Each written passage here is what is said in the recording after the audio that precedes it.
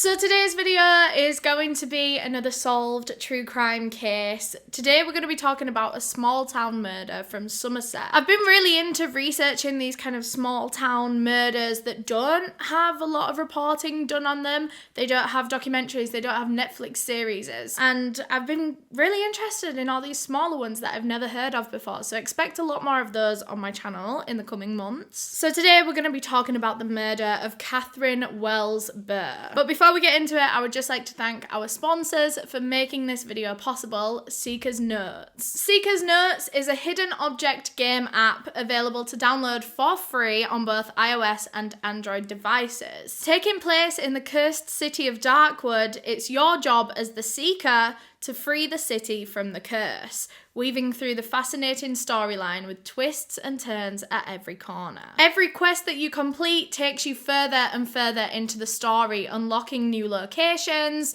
new bits of information to help you defeat the curse once and for all. The graphics are unreal, the characters are all super unique and interesting, as well as the picturesque scenes that you play in. Visually, the game is just really nice. You can even get your friends into the game and join a guild, so you can complete these guild quests that you otherwise wouldn't have. And there's free updates every single month, including things like new locations, new quests, unique prizes. So there's always something new going on in this game. You're not going to get bored. And right now, Seeker's Notes are celebrating their 5th anniversary with a special Facebook giveaway with 50 chances to win. All you have to do is link your Facebook to the game, take a screenshot to prove that you've hit level 11, put your game code with it and post it on their Facebook page. Make sure you've done it by the end of the event and you'll be entered into a random prize draw to win one of 50 $10 Amazon gift cards. So if you want to download Seeker's Notes, the link to do so will be down in the description. If you want to enter the Facebook giveaway, the link to their Facebook page will also be in the description. Thanks again to Seeker's Notes for sponsoring this video. Now let's get into it. But before we do, I just want to give my usual disclaimer that I mean absolutely no disrespect to anyone that I talk about in this video.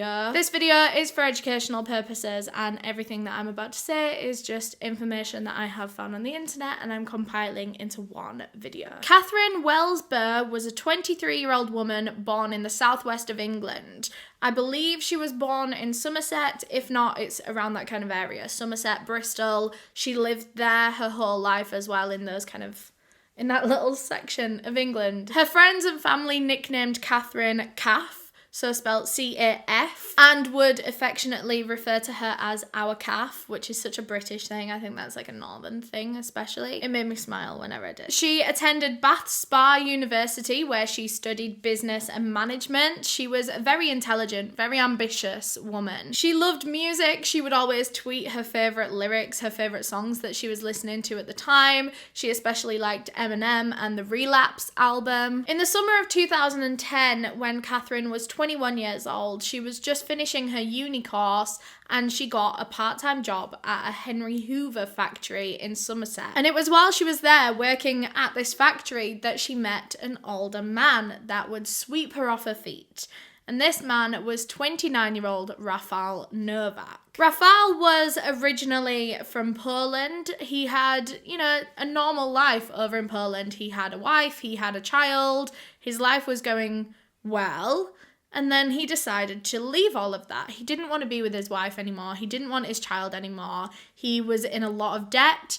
And so he decided to come over to the UK, get a better job than the one that he had over in Poland, and pay off this debt and start a new life. When he arrived over in the UK, I don't know when he actually came to the UK, but when he did, he began dating another Polish woman. This woman was named Anna Lagwinowicz. But that summer when he started working at the Henry Hoover factory, he met Catherine. He was still with Anna, but, he met Catherine, he started liking her, he started seeing them both at the same time. Catherine was completely unaware that he was seeing Anna Lagwinowicz, and Anna was completely unaware that he was seeing Catherine. So the two of them were seeing this man. I think he was living with Anna at the time. But as things began progressing with Catherine, he realised that he couldn't keep this up much longer. He couldn't be seeing these two women at the same time. I mean, Catherine introduced him to her whole family. They loved him. They welcomed him in as a son. She was telling her family that she wanted to spend the rest of her life with Rafal Novak, and he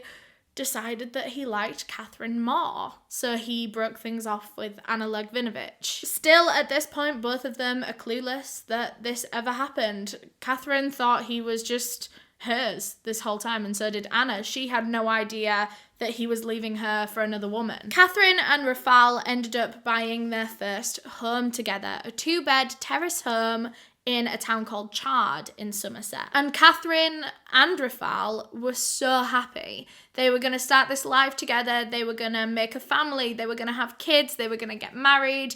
Catherine was just about to graduate university. She was going to move up in her career. Everything was looking so good. In 2011, when she did graduate from her uni course, she decided to get a job still within that same factory, the pneumatic factory that make Henry Hoovers, but this time as, kind of a higher up position. The factory had a graduate training program, and that's exactly what she wanted to do with her life, because her mother, her father, and her sister all worked at this pneumatic factory. So she knew ever since she was young that she wanted to get into that factory, but she wanted a more kind of higher up. She wanted to be like a manager or one of those high up people in the company, and that's exactly what she was on track to do. But one day in September of 2012, Catherine stops showing up to work.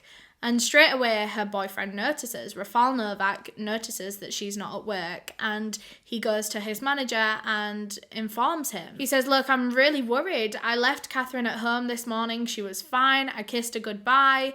And now she's not turning up to work, she's not answering the phone, she's not texting me back." Rafal started work earlier than Catherine did. Like I said, she'd recently been promoted after she graduated. So he started at like 5 a.m. She started more at like 9 a.m. So he would kiss her goodbye on a morning and go to work and leave her to stay in bed.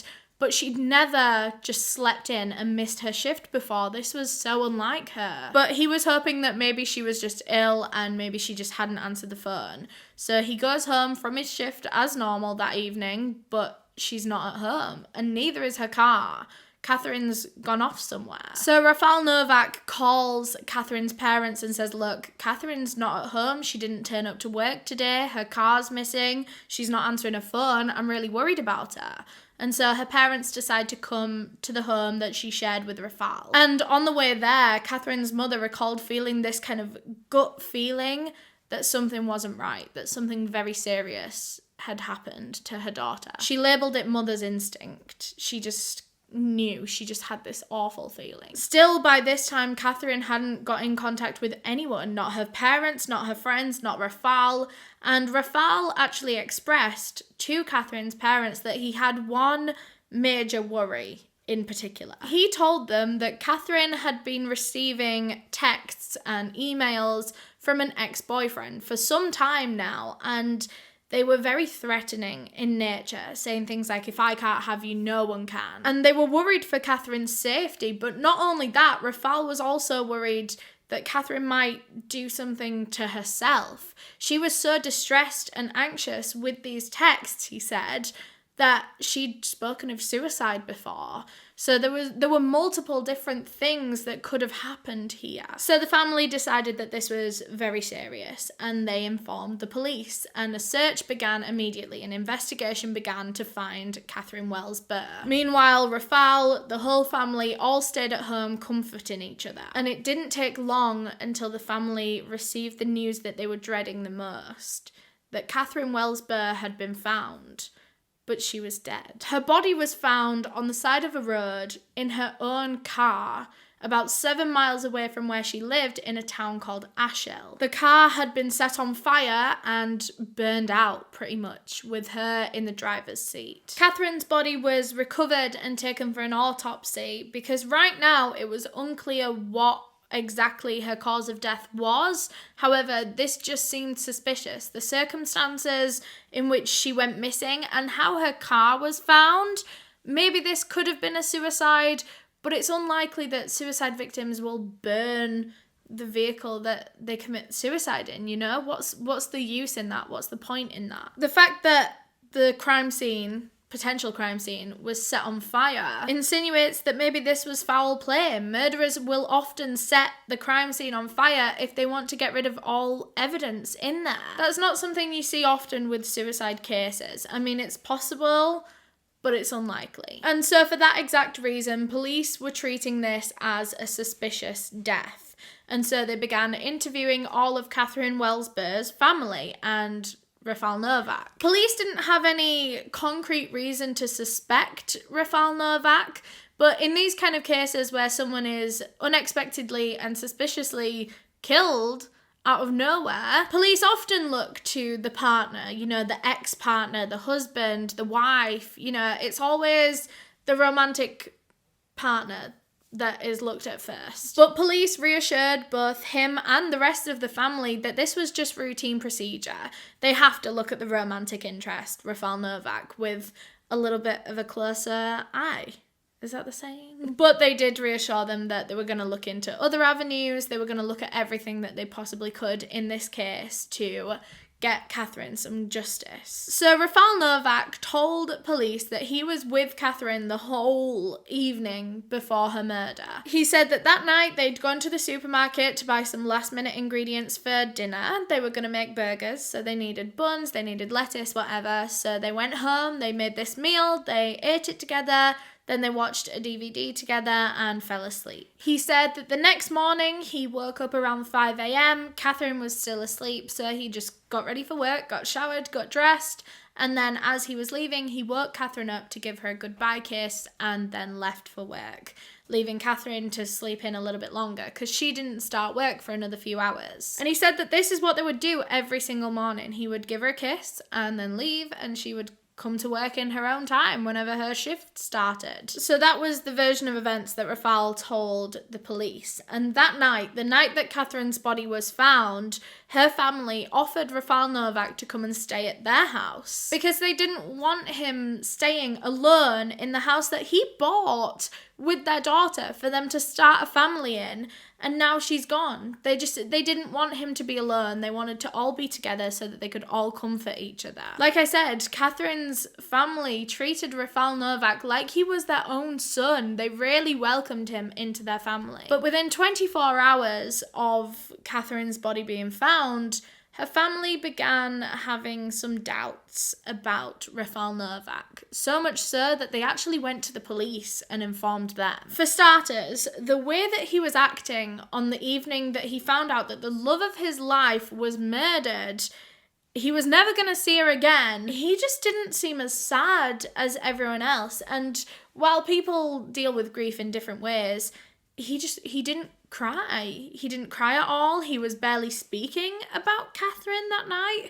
He spoke about wanting a steak dinner more than he spoke about losing the love of his life. They also remembered something that Rafal had said when Catherine was just missing. So before her body was found, they're thinking that maybe she could come back. He was saying that he'd lost his world, he'd lost his whole future, and her family has stood there thinking, well, she's not even been missing 24 hours yet. This could be a misunderstanding. So it was almost as if Rafal knew that Catherine wasn't going to come back. And Catherine's family also remembered one very important piece of information, and that was that Catherine and Rafal had recently taken out life insurance policies and made each other the sole beneficiary. And these life insurance policies totaled at £123,000 each. So if anything was to happen to the other person, the other one would get £123,000. And while life insurance is, of course, a good thing to have because you never know what's going to happen and you need to make sure that your family are prepared,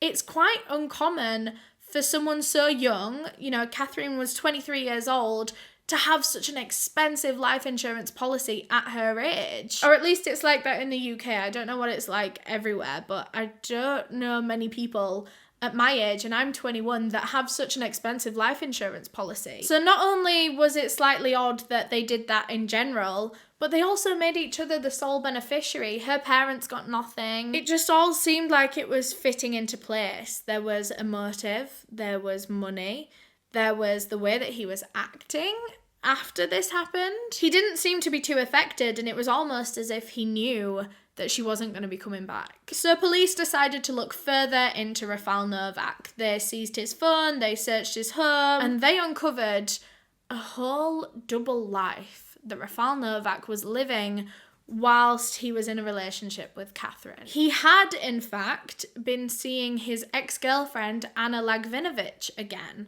Had they ever really broken up? I don't even know. And texts on his phone revealed that he'd been secretly meeting up with Anna Lagvinovich multiple times a week, sometimes even twice a day. And Anna was very jealous of Catherine, and she was very angry that Rafal wasn't leaving Catherine for her. And these texts suggested that the two of them, Rafal and Anna Lagvinovich, had met up 78 times in the past however many months. Police also decided to look into Rafal Novak's history in Poland a little more, and they found that he actually had a criminal record for violence against women. He'd actually been convicted of a number of things in Poland, including reckless drunk driving, but also abusing his wife. He was very abusive towards his wife, and that contributed to one of the reasons why he moved to the UK and moved away from her. Of course, as all of this was going on, as they were looking into Rafal Novak, they were also just still looking into Catherine Wells-Burr's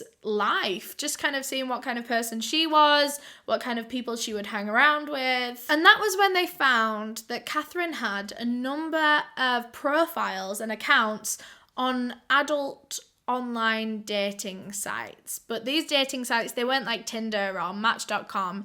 They were like casual sex meetup websites. But something was off about these dating website profiles that Catherine had supposedly set up.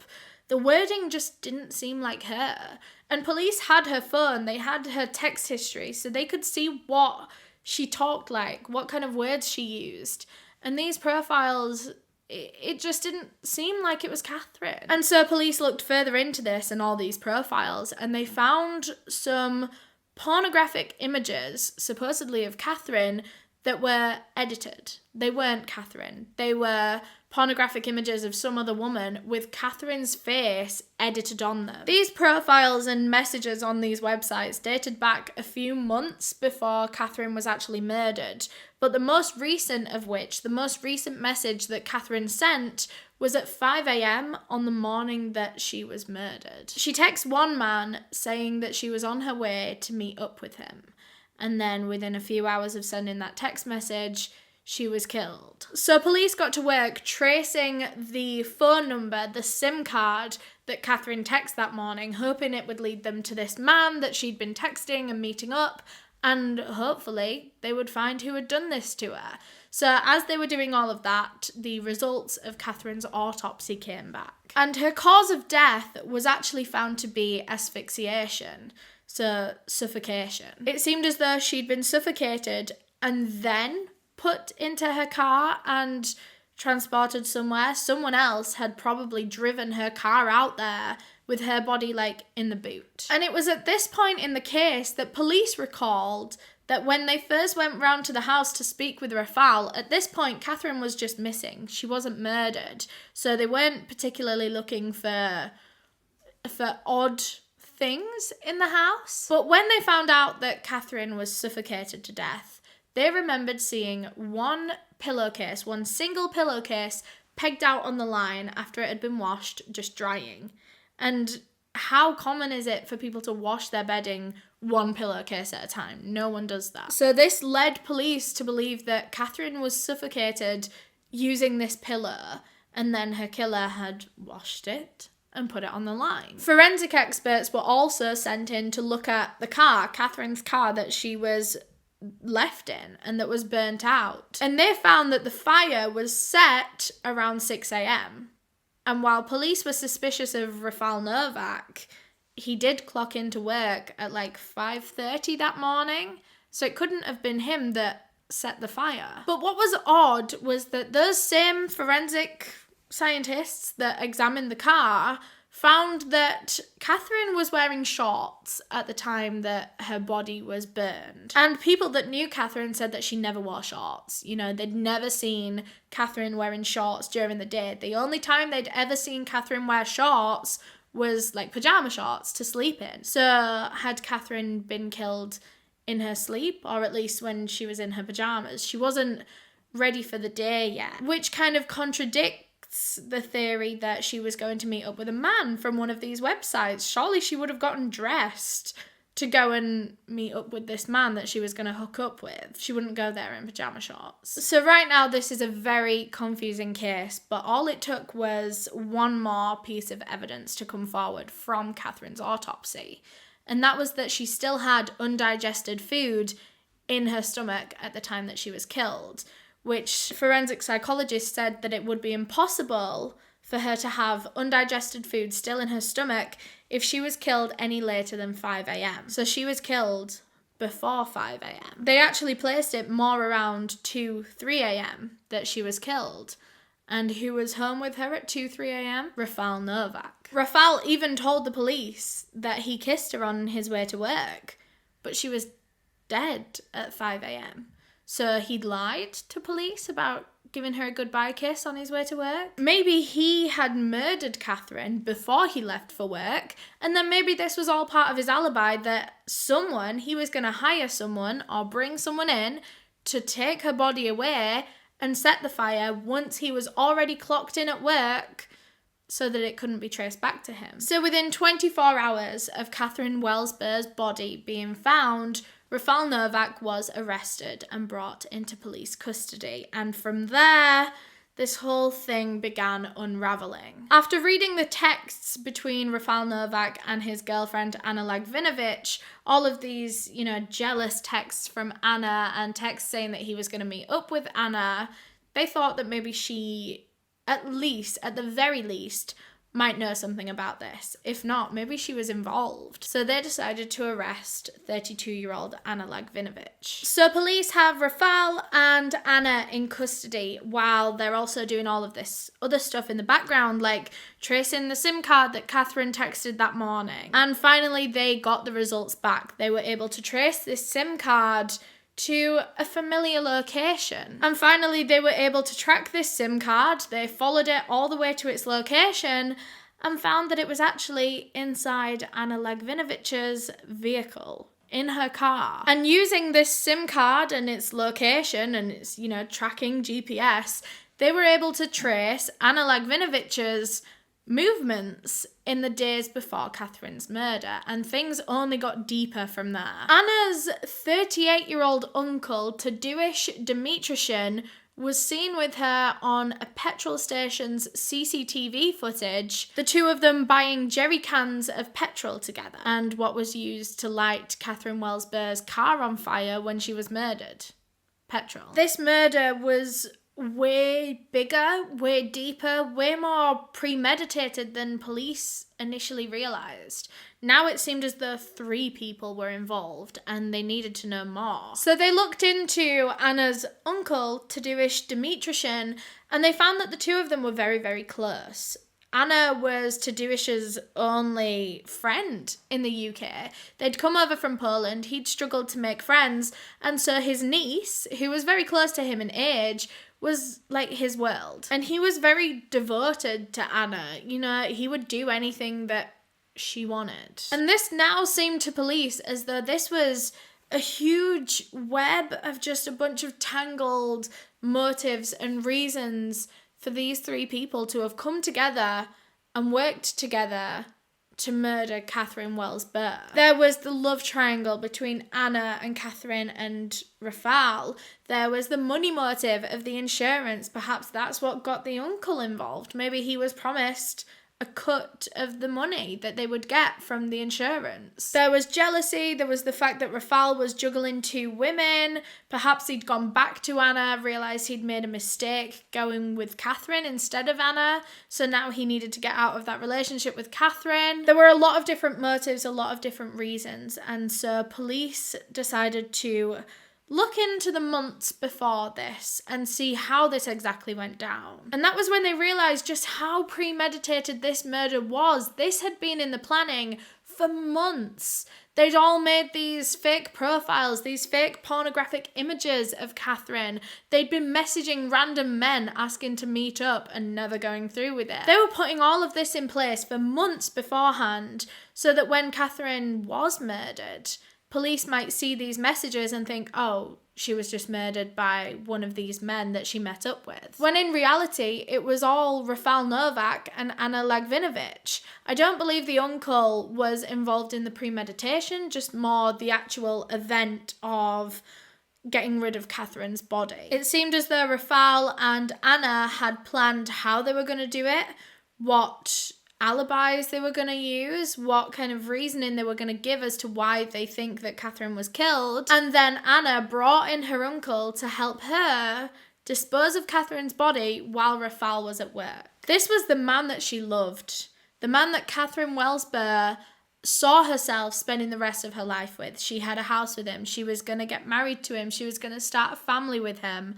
And this whole time, he'd been cheating on her and planning how he was going to kill her just to get the life insurance money from the policy that he encouraged her to take out. And she was completely unaware of it the whole time. So all three of them, Anna, Tadeusz and Rafal, were all arrested and all pled not guilty. They said they had no part in Catherine Wells-Burr's murder, disappearance, the disposal of her body. They had no idea what had happened to her. They refused to tell police anything, and so police had to come up with a theorised version of events. Now, I know this case has been a little bit confusing so far, but hopefully this will kind of even that out. Police believed that, of course, this had been in the works for months before the actual murder, but that night, everything went as normal. They had dinner together, Rafal and Catherine. They watched a DVD, they went to bed, and then while Catherine was asleep, they believed that Rafal picked up a pillow and smothered her with it while she was sleeping in the early hours of the 12th of September 2012. They believed that he then contacted his girlfriend, Anna Lagvinovich,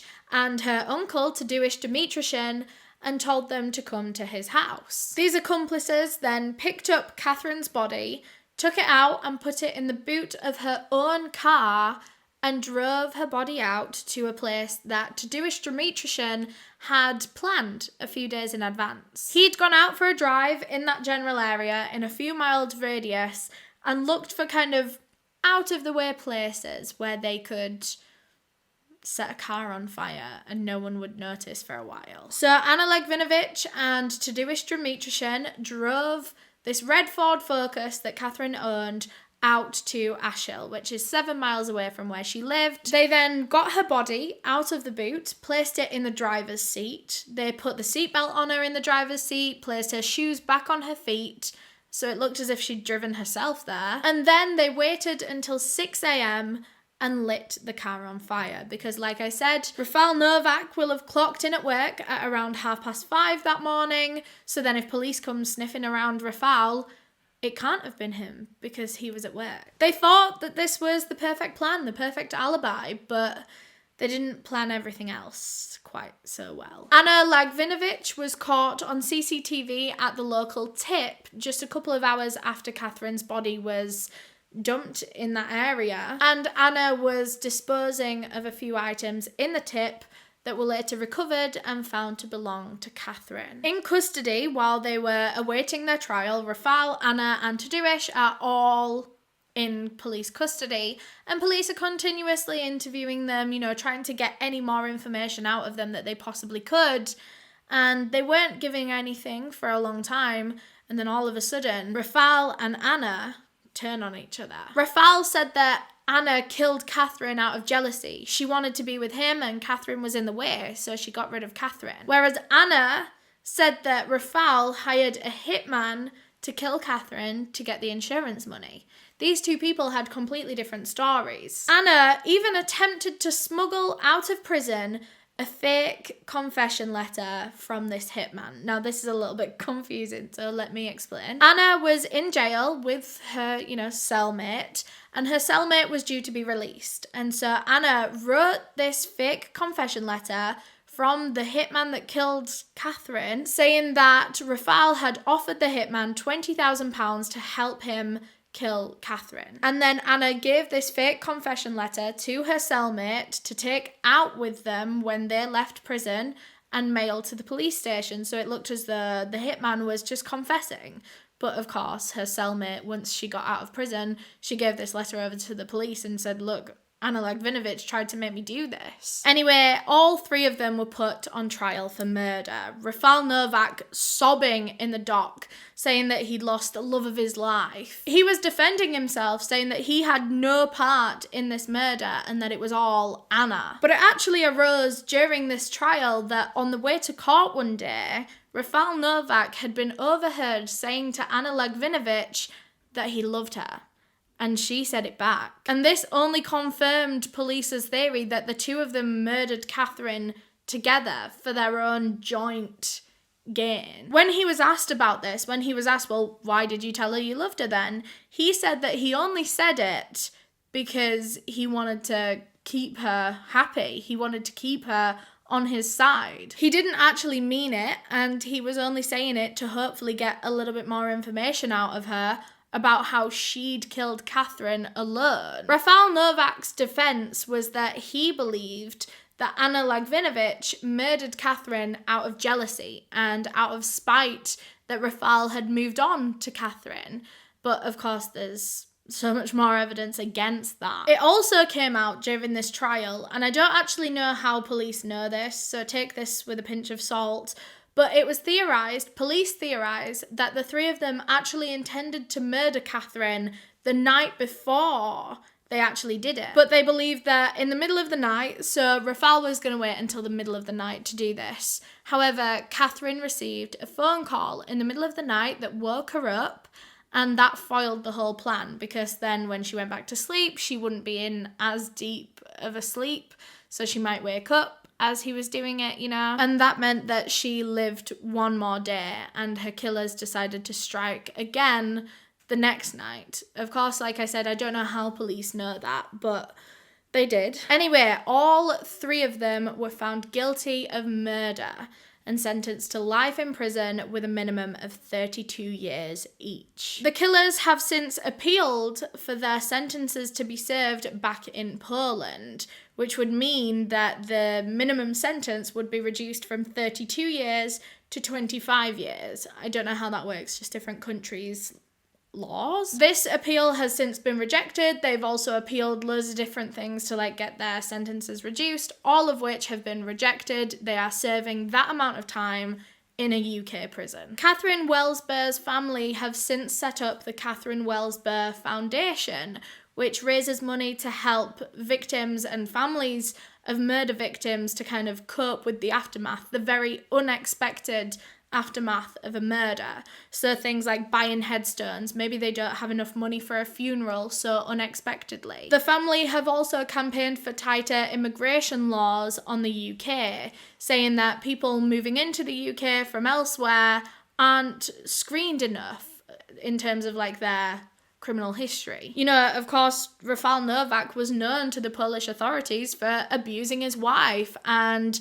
reckless drunk driving, and the Wells-Burr family believed that he should have been screened harder and potentially not let into the country if he had such a criminal history. Or at least he should have been monitored more once he was in the UK. But yeah, that is all I have on this case. Thank you so much for watching. Thanks again to Seeker's Notes for sponsoring this video. If you want to download the app, the link to download is in the description, as well as the link to their Facebook page. Remember, there are 50 chances to win a $10 Amazon gift card on their Facebook page, so make sure you go and enter that. Good luck. Also, I can't remember if I mentioned this in the end of my last video, but my merch is out still.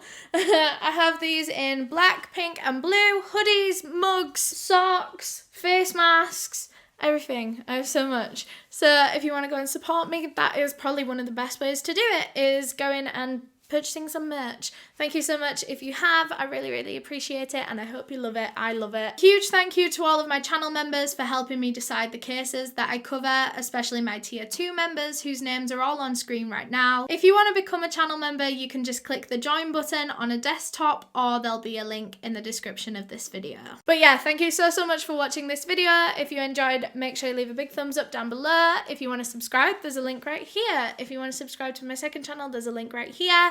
And if you want to watch another video, there's a playlist on screen right now. Bye!